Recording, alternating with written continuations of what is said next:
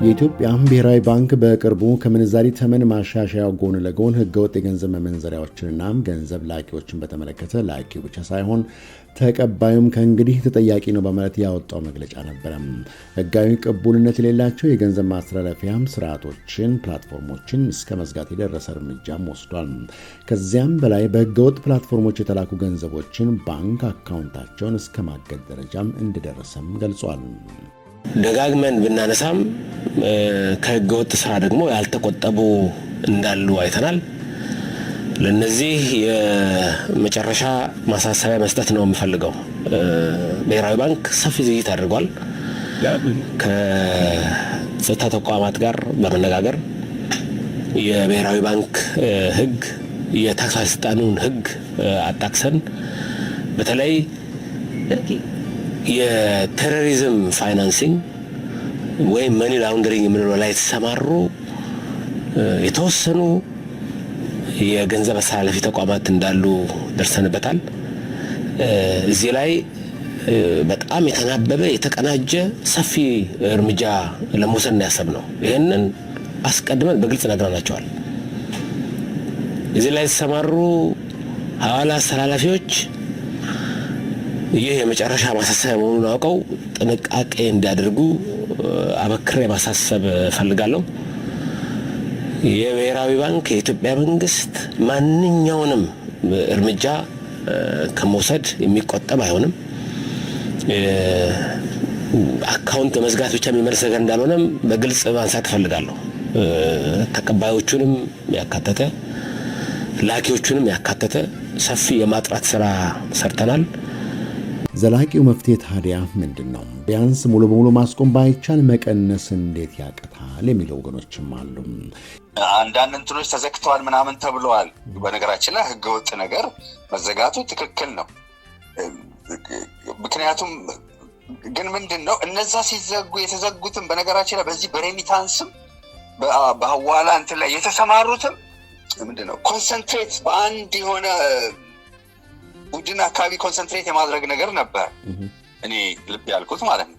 መንግስትም ደግሞ ያደረገበት ሞቲቭ በየጊዜው እንደ ዘመቻ ከሚል የመጣ ነው። አሁን ዝርዝር ውስጥ መግባት አልፈልግም በዚህ ምክንያቱም እኛ ሬሚታንስ ይጠቅማል ለሀገር እንትን ስላለን እኔ ራሴን ለመቆጠብ ስለምፈልግ ነው። ግን ጥሩ ነው ያ ምክንያቱም ህገወጥ የሆነ ነገር ህገወጥ ነው። ስለዚህ ያንን የእውነት ህገወጥ ምንድነው መንግስት ማድረግ ያለ ተቋማዊ ማድረግ ኢንስቲትዩሽናል ለማድረግ ከመንግስትም ተሻግሮ እንዲሄድ ገብቷል። ከመንግስትም ተሻግሮ ይሄ መንግስት ሲል እነዛ ነገር ያ ነገር እንዲሆን የማድረግ ነገር በዛ መንፈስ ቢሰራ ጥሩ ነው። በተለይ እንደ ትልቅ ዋናው ነጥብ መንግስትን ዲያስፖራው ለኢትዮጵያ ኢኮኖሚ የሚያደርገው በሬሚታንስም በሌላ ከፍተኛ ነው። ያ ማለት ዲያስፖራውን ለማመጥ ማለት አይደለም። ይሄ ሀቅ ነው። ተገቢውን እንትን እንደ በኢኮኖሚክስ ኢንሰንቲቭ ነው አይደለ? ታውቃለህ፣ ኢንሰንቲቫይዝ ማድረግ ማበረታታትና መከበር አለበት። ስለዚህ ኢንስቲትዩት በተለይ ከሜክሲኮ፣ ህንድ በዚህ የበለጸጉ ብዙ እንትን ኢኮኖሚያቸውን ግብጽ፣ ቻይና በምን መልክ ነው የሄዱት? ሁላቸውም ሰክሲድ ያደረጉት ምንድነው እንደ አንድ ሀገር ሁሉም እንትን ምንድነው ሁሉም እንትን ግብጻዊ የሆነ ምን የሆነ የሀገር ጉዳይ ሲመጣ ቀልድ የለም እንዲል ስርዓት ተበጅቶለት ተሰራ። ለብዙ ዓመታት ያ አልተሰራም ኢትዮጵያ ውስጥ። የሐዋላን ወይም ሬሚታንስ ጉዳይ መነሻ አድርገን ባለፉት ተከታታይ 2 ዝግጅቶች መሰናዷችን ማቅረባችን ይታወሳል። በክፍል 1 በሐዋላ ምንነትና አስፈላጊነት፣ በክፍል 2 ሐዋላ ዜጎች በትውልድ ሀገራቸው ለሚኖሩ ቤተሰቦቻቸው የትምህርት ወጪ፣ የመኖሪያም፣ ሕክምና፣ ንግድ፣ ኢንቨስትመንትና ሌላም ምክንያት አድርገው በሚልኩት ገንዘብ ቤተሰቦቻቸውን ጠቅመው ሀገራቸውን መጥቀማቸውን ከተለያዩ ሀገራት ልምድ ማየት ችለናል። ህገወጥ የገንዘብ ዝውውር ደግሞ ለሁሉም ሀገሮች ፈታኝ የሆነ ጉዳይ ቢሆንም በሁኔታዎች የሚለዋወጠው የኢትዮጵያም ሐዋላ ጉዳይ ግን ትኩረት ሊሰጠው የሚገባው ነው። ሐዋላም በአግባቡ ያልተዘመረለት የኢትዮጵያ የኢኮኖሚ ዋና ዋልታ መሆን የሚችል ነውና አሁን መንግስት የኢትዮጵያ ባንኮች የኢትዮጵያ ዲፕሎማቶች በጣም ወደ ኮሚኒቲው ወያንዳንዱ ኮሚኒቲ ሪች አውት ማድረግ በጣም ኢምፖርታንት እንደገና ደግሞ የባንኮች የኢትዮጵያ መንግስት እነዚህ በሌጋል ሜቶድ የሚላክባቸው መንገዶች አቬይላብል እንዲሆኑ ኢዝሊ አክሴሲብል እንዲሆኑ በተለያየ መልኩ በተለያየ አውታሮቹ በተለያየ መንገዶቹ ሪቻውት ማድረግ አለበት ብዬ ገምታለሁ። ሌላው ዲያስፖራው እነዚህ ይሄ በእንትን እያንዳ ኢትዮጵያን እንፈልጋታለን እኮ የፈለገ ይሁን ኢትዮጵያን የማይፈልግ የለም። ኢትዮጵያን እንፈልጋታለን። ኢትዮጵያ በምንም መልኩ ጠንክራ እንድትወጣ እንፈልጋለን። ዛሬ እኔ ባልገዛ ነገ በእንትን ብል ሌላ ይመጣል። ኢትዮጵያ ግን ዘላለም የምትኖር ናት። ያንን ኢትዮጵያን ለማጠናከር በኢኮኖሚ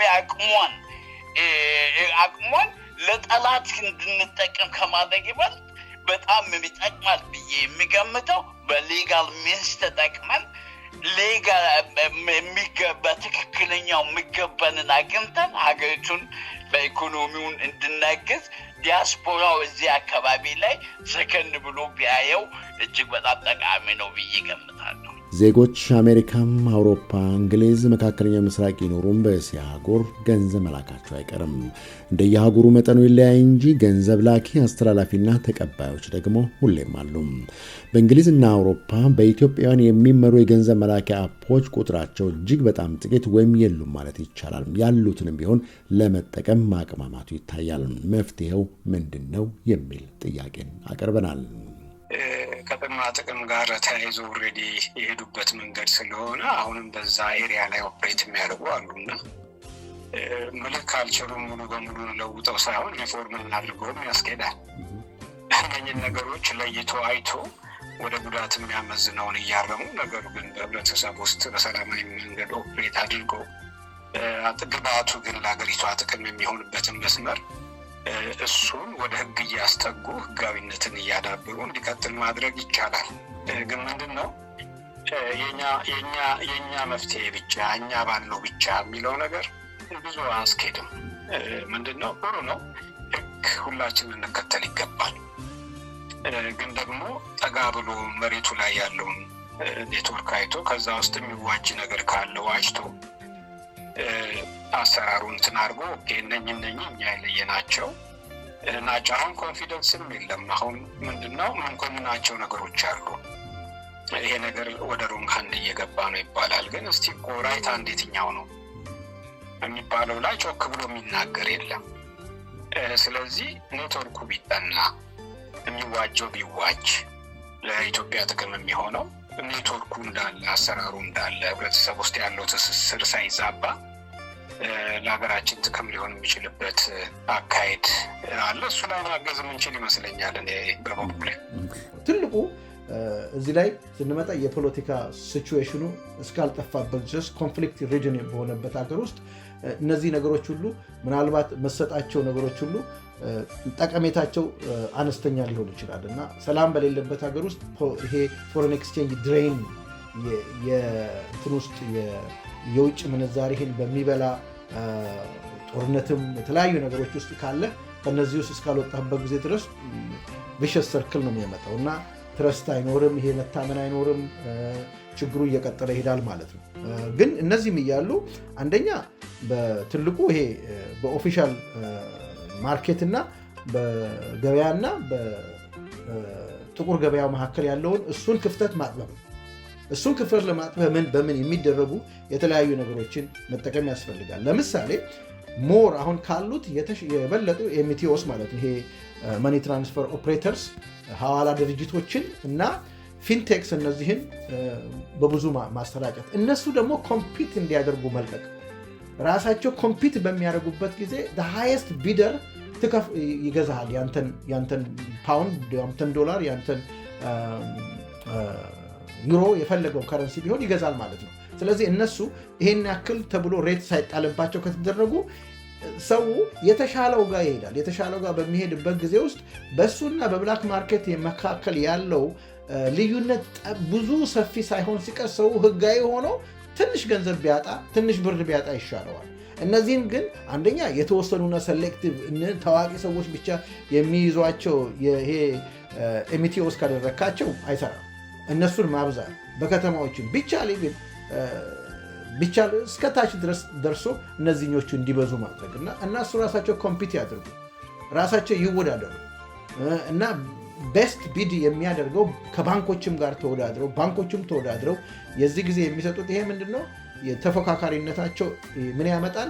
ፎሬን ኤክስቼንጁን በብላክ ማርኬቱ እና በኦፊሻል ማርኬቱ መካከል ያለውን ልዩነት እያጠበበ ያመጣል። ይሄ መደረግ አለበት እና ያ አንዱ ትልቁ ነገር ነው እና ፎሬን ኤክስቼንጅ እንግዲህ ሰፕላይ ያው የታወቀ ነው በኤክስፖርት በኢንቨስትመንት እና ዶኖር ኮንፊደንስን በማምጣት አሁን አንዳንዱ ኮንፊደንስ ነው። ፎሬን ኤክስቼንጅ ብቻ ሳይሆን ሰው ለእናቴ የምልከው ገንዘብ ቤት ሰርተ ከሆነ አንድ ነገር ሰርተ ከሆነ ነገ ቤቱን የማትታመንበት ከሆነ ነገ የሰራኸው ሱቅ አለምንም ካሳ የሚፈርስ ከሆነ እነዚህ ነገሮች ሰዎችን በልባቸው ውስጥ ታማኒነትና ትረስት እንዳያደርጉ ያደርጋል እና ይሄ ነገር ከትልቁ የኢንቨስትመንት ከትልቁ የፎሬን ኤክስቼንጅ ፍሰትን ከማብዛት እሳቤ ጋር አብሮ መያያዝ አለበት። ሰዎች እንዲያምኑ ያስፈልጋል። ሰዎች ትረስት እንዲያደርጉ ኢንቨስትመንት ማተር ኦፍ ኮንፊደንስን ቢልድ ማድረግ መቻል ያስፈልጋል። እዛ ላይ መሰራት አለበት ነው። ሌላው ደግሞ ሲምፕሊፋይ ማድረግም ይሄ ኖ ዮር ከስተመርስ እና ይሄ የሚለውን እና ይሄ ሞኒ ሎንደሪንግ እንትኑን ሲምፕሊፋይ ማድረግ ፕሮሰሶቹን ማቃለለ ማለት ነው እና ሌላው ትረስት ነው። ይሄ አሁንም ታማኒነትን በጣም ትራንስፓረንት በሆነ ፎሬን ኤክስቼንጅ ሩልስ አሁን በቅርብ ጊዜ የወጣው ሩል አለ። ገንዘብ ባንክ እንትን ላይ ኤርፖርት ላይ በምንደርስበት ጊዜ ጉምሩክ ገንዘብህን ዲክሌር አድርግ አይልህም፣ ከዚህ በላይ ይዘሃል ተብሎ አይልህም፣ ጉቦ ካልተቀበልኩ አይልህም፣ ገንዘብ ይወረሳል ተብሎ የምትፈራበት ምንም ነገር የለም። የዲያስፖራ አካውንቶች የተለየ ፕሪሚየም እንዲሰጣቸው ሃየር ኢንተረስት ሬት ለምሳሌ ብዙ ያስገቡ በቃ ብዙ በባንክ በምን በእንደዚህ ምናምን ያስገቡ ሰዎች የሆነ ያለ አይደለም ኢንተረስት ሬቱን ለነሱ ምንድነው ማበረታቻ ማድረግ ዲዩቲ ፍሪ ፕሪቪሌጅ መስጠት። ኢትዮጵያ እኮ በነገራችን ላይ ልንገር አሁንም የላይሰንስ እና ይሄ እነዚህ በሐዋላ ስራ ለሚሰማሩት የቢሮክራሲ ምኑ አሁንም ከአፍሪካ ከፍ ያለ ነው ዋጋው እንትን ወጪው ይሄ ትራንዛክሽን ኮስቱ በነገራችን በአፍሪካ ስታንዳርድ አሁንም ኦኬ እኛ ጀምረን ነው እንበል፣ እሺ ሌሎቹ ትንሽ ቀደም ብለው ስለጀመሩ ነው እንበል ፋይን። አሁን ግን ይሄ ታሰበበት ኢንሰንቲቭም ጋር ምን ይመጣል?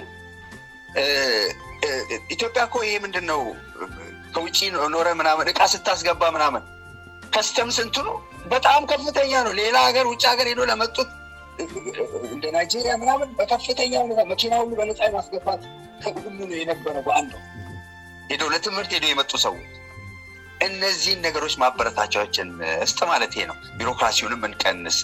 ለምን ይሄ ዲያስፖራ ስለሆነ እኮ አይደለም። በቃ ኢንሰንቲቭ ኢኮኖሚክስ ላይ በኢንሰንቲቭ ነው የሚሰራው። ለማስረዳት ለተራሰው ኢኮኖሚክስ እንዴት እንደሚሰራ ለምሳሌ እኔ ሲጋራ መጠጣ ከሆነ ሲጋራ ማነው ዶክተሩ ጋር ሲሄድ ምንድነው የሚለኝ? ሲጋራ አቁም ይገላል ነው የሚለኝ። ከዛ አልፍ ኦኬ ኢኮኖሚክስ እንደዛ ለሚሰራው ኢኮኖሚክስ ምንድነው የሚለው? እንዲሆን እንደዛ አሁን ይሄ ኮማንድ ኢኮኖሚ አንግ መንገድ አይደለም የሚያደርገው ምንድነው የሲጋራውን ዋጋ ከፍ ያደርገዋል፣ ታክሱን ይጨምረዋል ወደ ላይ። በየሀገሩ የሚደረገው ይሄ ምን ማለት ነው? ዲስኢንሰንቲቭ ታደርጋለህ፣ ማበረታቻውን ታነሳበትና ውድ ታደርግበታል። ደግሞ የሚጠቅም ነገርና እንደዚህ ምናምን ሲሆን ደግሞ ታበረታታ ማበረታቻ እንዱን ትቀንስለታል።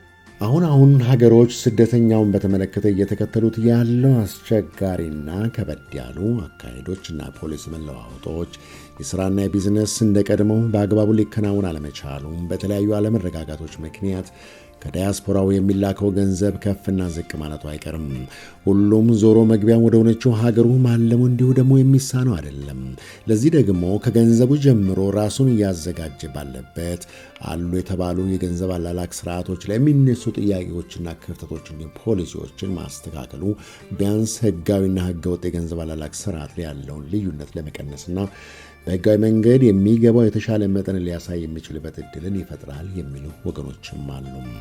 ከጸዳል ኢትዮጵያ ኔትወርክ ለንደን የዛሬውን ዝግጅት በዚሁ የቋጨ ነው። 3 ተከታታይ መሰናዶችን አቅርበናል። ስለ ተከታተላችሁን ከልብ እናመሰግናለን። መልካም ጊዜ